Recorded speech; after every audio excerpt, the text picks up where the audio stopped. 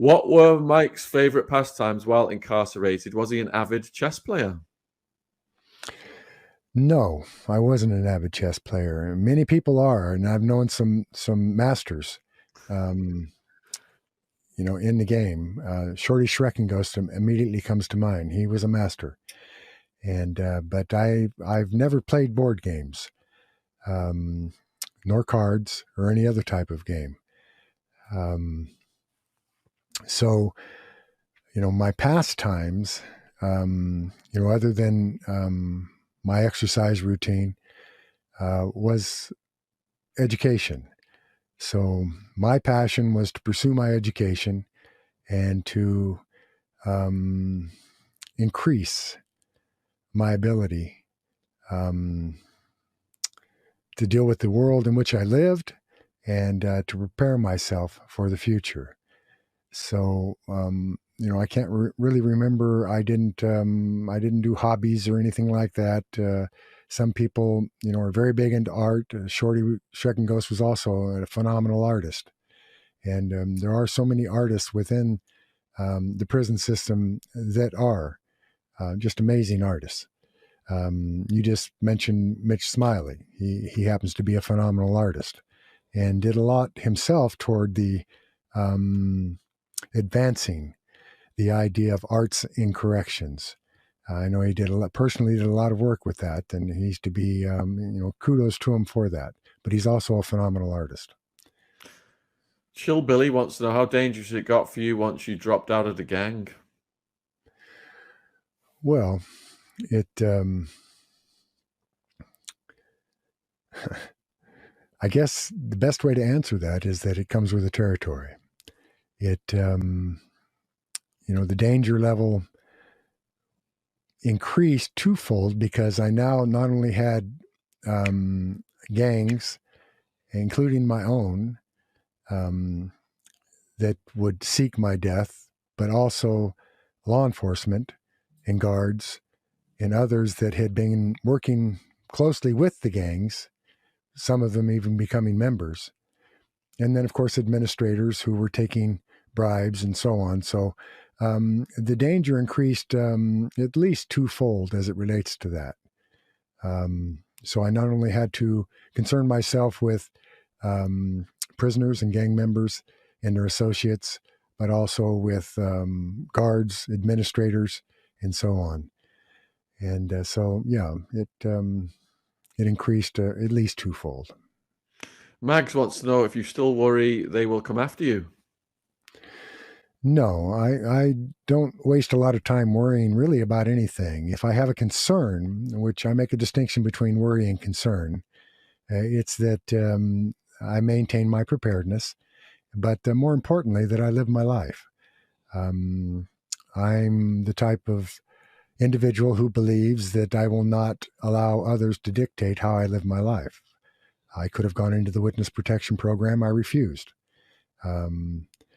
It makes no sense to me, simply because I take a stand for something that I'm now going to hide as a result of that stand. It just simply makes no sense to me. All right, we're with Mike Thompson, and he served 44 years in the California prison system. If you've just joined us, please put any questions for him in the live chat. We have got a backlog of questions that we're working through as well, but we're trying to get to the chat ones. We're prioritizing them. And if you've not subscribed to Mike's channel yet, I'm going to put it as a comment right now in the description box below this video. I'm told that your subscribers are starting to rise now. People are starting to notice that. So that is great. So Trantali wants to know, how was a typical assassination attempt organized from start to finish, from planning through to the actual hit?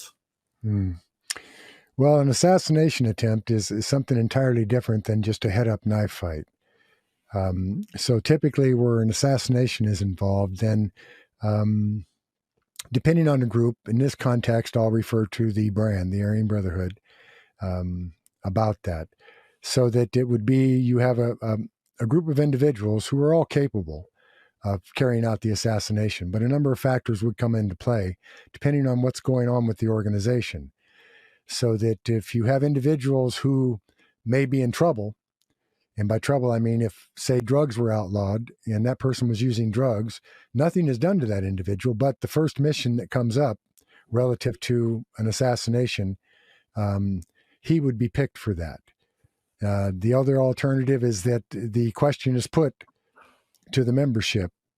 Does anyone want to raise their hand to do this? And oftentimes, more times than not, that was the case. Somebody would raise their hand and say, I'll take care of this. And so it's a matter of utilization of your resources, the person that's in the best position to fulfill that contract by way of place, opportunity, weapon, ability, skill, manipulation. Those are all factors that come into play here as it relates to the organization of an assassination attempt. The idea behind the brand in any member of the brand was that that person was a member of the brand because they had the skill set necessary to fulfill something like an assassination, just as they did to go to any prison and control that prison by himself. So the same is true here. So it would be the effective utilization of your resources as it relates to what's about to occur, selection of weapon, and everything else that goes along with that, timing, circumstance, subterfuge, putting a person to sleep, playing a person out of the pocket, putting staff to sleep, manipulating staff as it relates to position. I mean, there are just a multitude of factors that come into play there. And but that's typically how that would work. Were weapons always readily available? Yes. Yes. Anything can be a weapon. I mean, that's essentially, we get the idea oftentimes in listening to others talk about the prison system that, that the weapon has to be some big bone crusher that's, driven all the way through the individual. I've been attacked with the blanks out of boots that were made in the boot factory at Tracy. It's a very, very short piece drawn back on both sides. It's not over 3 or 4 inches with a handle on it, typically made for, a neck shot. I've seen people melt plastic and twist it so that it twists into, it's good for one shot, is all it is. I've seen people melt razor blades into plastic. It's called a prison-made weapon. And there's a big difference between a prison-made weapon and a prison-made knife. So, many things constitute a weapon, and that is, in the hands of the right individual, the damage that it can facilitate. What is a paper shank? A paper shank is rolled paper into a cone. You want to remember that paper is made from wood, and that oftentimes treated and then burnished, it becomes hard. So it's good for one shot, and it has to go to a soft spot in the body. But it's rolled in a cone. It comes to a point. A lot of work can be done. Some render the paper down and then reconstitute it and then form it into a block and then shave that block down into a point, burnish it, which hardens it. And like I said, it's good for one shot. What is a stinger, and can a stinger be weaponized? What kind of gun? Those heating filaments in Arizona, they call them stingers? Oh, stingers, yes. Did you have those? Back in the day, before you were allowed to buy them. At one point, you were allowed to buy them out of the canteen. And, it's just you plug it in and you drop it in the water and then you plug it in and it heats the water up. But back in the day, we had 3-piece razors. And the razor blades for those were double-edged razor blades, so that you used a small bolt of some kind, even plastic. You could put it together. Point is that you had your ground wire and your positive wire going to a razor blade, and then they were held together by either plastic or something that was insulated. And so then the current would then run through those razor blades. You put that in the water and that would heat the water. Meg wants to know, how do you feel now reflecting on all these things that have happened in your life? Great question. Well, it depends on what I'm reflecting on. Um, I've oftentimes said that I deplore violence, but the fact of the matter is I've been engaged in a lot of violence. I've made decisions that went contrary to my belief system. I attempted to rectify that, and in truth, am still working on that. Um, it's not something that happens immediately. I think anytime that we seek redemption of any kind relative to our actions and even our thought processes, that requires a process. So for me, I trust the process, and I trust myself um, to take a hard look at my past and how I might use those experiences to the benefit of others. I took a vow of nonviolence many years ago. I've been able to maintain that vow, but oftentimes people confuse that with being a pacifist, and I'm not a pacifist. I simply deplore violence and reached a point where I took a vow not to engage against violence, to initiate violence against another person. Should I be attacked, or of course any member of my family, then I would respond accordingly. But there are a multitude of other factors that are coupled with that question, not the least of which is emotion. And I spent so many years using stoicism to stuff my emotions so that I didn't deal with my emotions. And now, in my old age, I have time to reflect upon that. And so much of my emotions through that stoicism were arrested. So I never developed proper emotional regulation. You can't regulate your emotions if you don't know what those emotions are, or you haven't experienced them. So that's a process. And it's actually one that I enjoy. Mags wants to know, with the long sentences you got, did you ever think you would get out of prison? No. Short answer. I did not. I prepared each time I went before the board, which was numerous times. And each time I was denied because I wouldn't admit the crime. And I knew that. So I knew going in each time that I was going to be denied. So my expectation was that I would never get out of prison. Here in California, at one point in time, they passed a law that said that a prisoner did not have to admit to his crime. And that's fine as laws go. But the fact of the matter is that it was very, very, very rarely employed by the board to not require that an individual admit his crime. If you didn't admit your crime, they couldn't deny you parole, for instance, because you wouldn't admit your crime. But what they could say is that you lacked insight into the crime.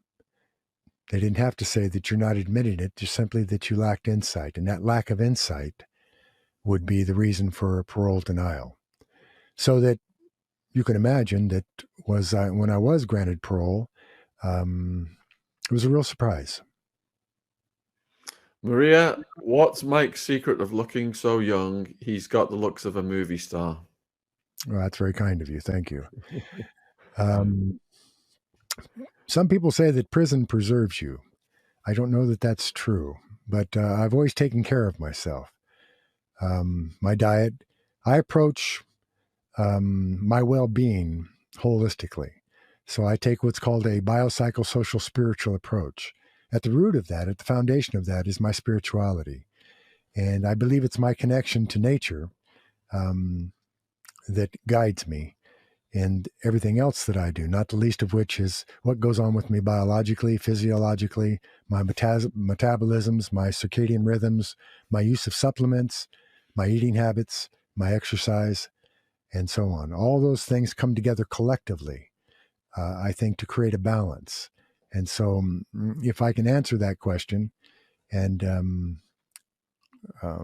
do so hopefully without sounding arrogant. It's that fourfold approach to maintaining the homeostasis of myself as a living organism. Been told that your subscribers have doubled now since this live stream has started. So a huge thank you to people subscribed, and to those who haven't. Yes, thank you very much. I'm putting a link in the chat right now. Come on, Mike has spent so many hours with us. Let's support him and subscribe to his channel. So we've got a message from John here. How was the feeling to be out in nature and fishing in your canoe after serving all that time? Almost inexplicable. It, it's something that I used to do as a young man. And one of my practices, I lived on a lake, and I would go out every morning before daylight, and I would get in my canoe, and it's kind of silly now that I think about it, but at the time, oftentimes the bear would come down to the edge of the lake to drink. And if that were the case, I enjoyed sneaking up on them in my canoe and tapping them on the nose, startling them. It wasn't a very nice thing to do. But, this time, I have an 18.5-foot French-Canadian canoe that was custom built in Chicago. And it is an absolute joy. So I take it out to one of the lakes, and, I'll go out about dawn and just paddle out and have a real lightweight rod and reel. I'll catch a few trout, bring them in, and that will be breakfast. So, there's nothing like being out on the water. I'm Water Clan, and so we believe that all things come from the water. And we also believe that that is the mother's blood. So being out on the water for me is a point of comfort. It's my comfort zone. Elliot wants to know if you knew Bobby Brimage and Kato Vargas. If so, what happened to Brimage? I don't know either. Next question is from JR. Whatever happened to the barns that AB couldn't get to, so they killed his father? Yeah, Steve Barnes, his father was assassinated by the Aryan Brotherhood because Steve was testifying against Blinky Griffin and Junior Snyder in a case for the murder of Steve Gibson. And so he stepped away from the brand and became a witness for the state against those two individuals. And as a result, they assassinated Richard Barnes, his father. But Steve, unfortunately, died of AIDS some years ago. I would say around in the 90s. I can't remember exactly. We were housed together in Tehachapi, and he paroled, I think, 4 or 5 times from there and came back. Steve had a real problem with addiction.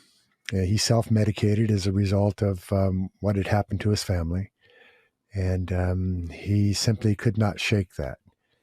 So we would prepare each time that he was going to parole, we would prepare him for that, and he would go out and he would do well for a minute, but he had so many triggers, and that ultimately led to him using. And in this particular case, he used a needle of an individual who had AIDS, and he contracted AIDS. Last time I saw him, when he came back, he had AIDS then, and then he paroled, and he passed over. Oh dear. Cindy's asked, how were you when you were sentenced? I think that might mean how old were you? I was 22. And then Barry wants to know, how do you actually get through more than 40 years locked up in the toughest prisons in America? Very carefully.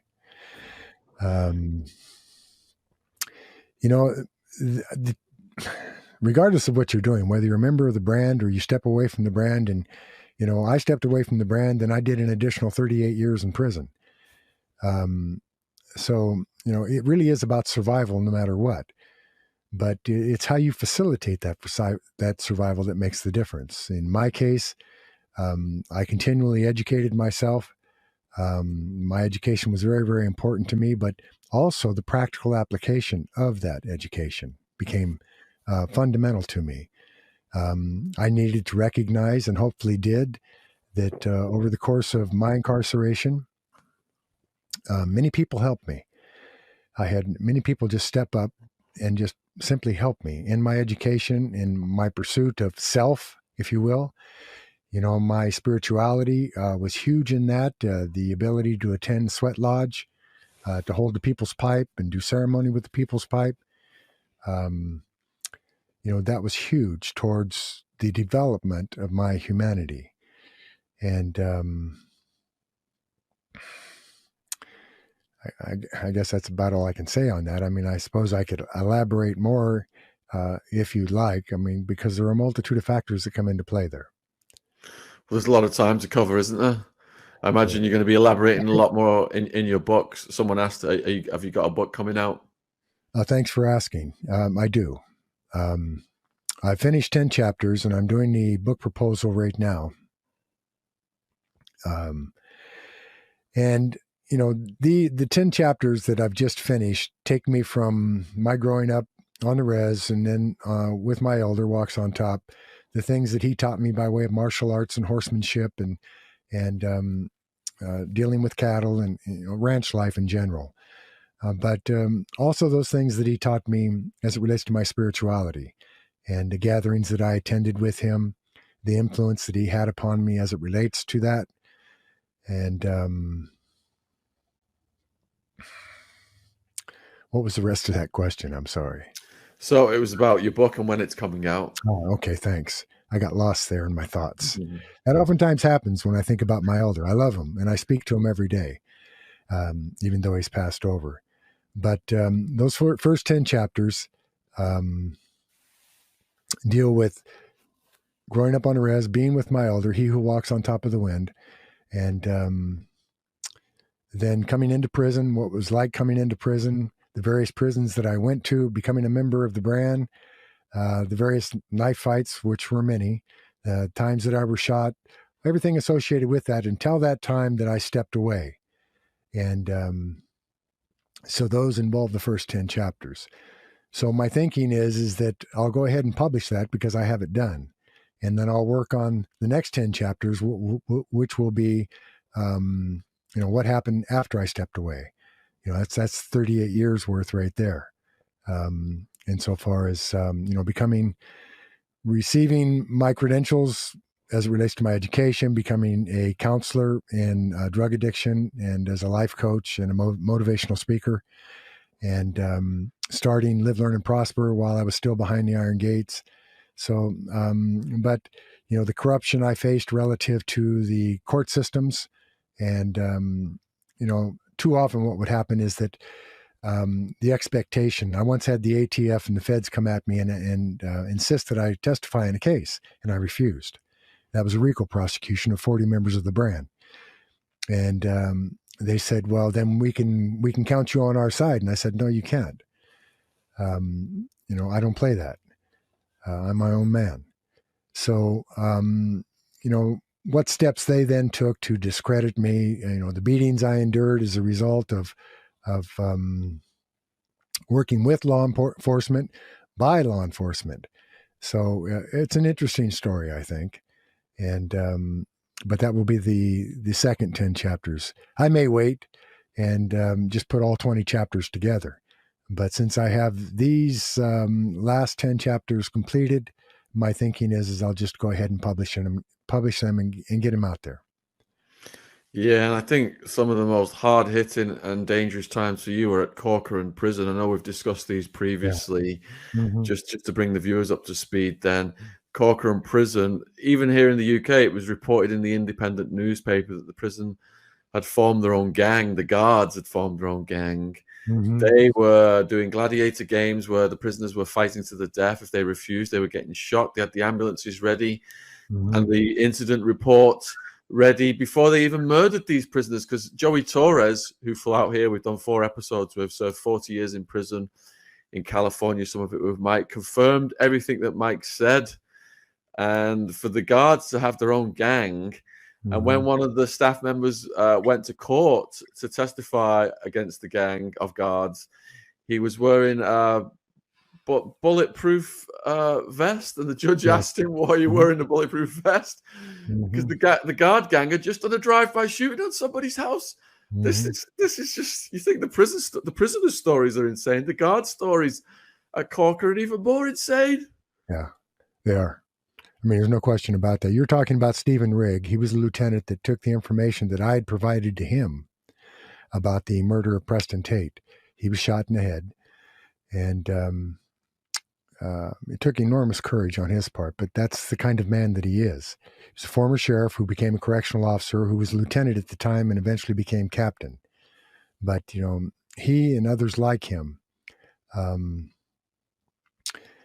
took extraordinary steps in appearing before the Senate Select Committee to testify. In the incident that you're talking about, he was wearing a bulletproof vest. And Gloria Romero, who was the chairperson of the Senate Select Committee here in California, noticed that he was wearing a bulletproof vest and stopped the proceedings to ask that very question. And then he explained to her that his peers, other guards, had actually done a drive-by shooting on his home in order to prevent him from cooperating with the Senate Select Committee. That is insane. It is, yes. Yeah. And we'll be getting into much more detail about that with the Joey Torres series of podcasts coming out in January and February. And part one of that is a collaboration with Mike and Joey, and they hadn't seen each other for, I think it was like 25 years. So we captured that moment. It was great to see Joey. I love Joey. He's a great human being. And, after 25 years to see him again and be able to talk to him was just an absolute joy, and one that I very, very, very much appreciate. You made that possible, Shaun, and I'm grateful. Oh, I'm grateful you guys come on the channel. It's Seagull Guitarist has said, "It strikes me that circumstances aside, organized gangs aren't that different from powerful businesses. That said, does Michael think he'd have been successful as a legitimate businessman?" Well, I'd like to think so.